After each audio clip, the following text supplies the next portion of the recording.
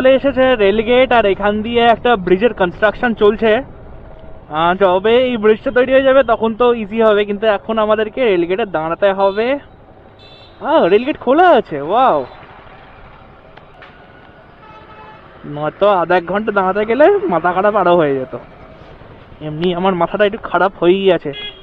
তো লাদাখের দর্শন হয়ে যাচ্ছে এখানে, ধুলোতে পুরো স্নান করিয়ে দেবে। আমাদের ডেস্টিনেশন এখনো 1 ঘন্টা 21 মিনিট 49 কিলোমিটার বাকি। বাড়ি থেকে চালিয়ে ফেলেছি আমরা 110 কিলোমিটার। যতই যাই হোক, আমরা রবি ঠাকুরের ঠিকানায় যেতে চলেছি।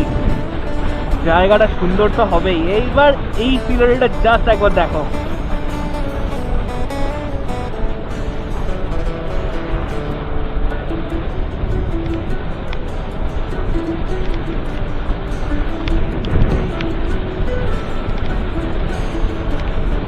এটা এরা লেয়ারটা সরিয়ে দিয়েছে, আর গাড়ি পুরো এদিক থেকে ওদিক স্কিড করে বেড়াচ্ছে পুরো।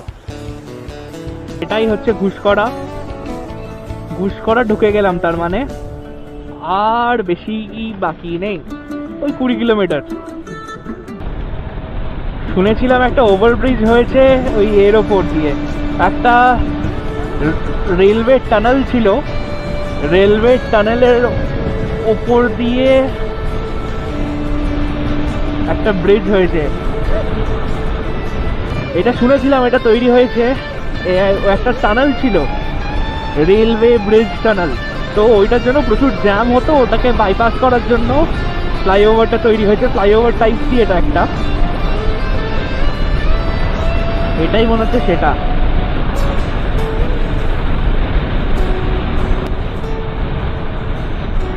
বোলপুর 10 কিলোমিটার, মানে 2 কিলোমিটারের ছিল এই ব্রিজটা।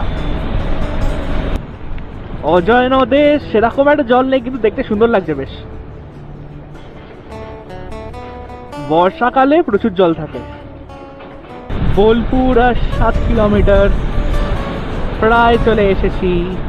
এই জন্য আমি টোটোকে একদম অপছন্দ করি।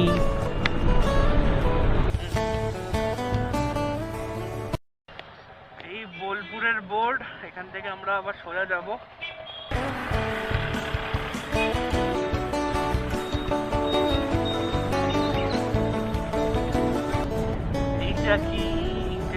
এটা লাইব্রেরি,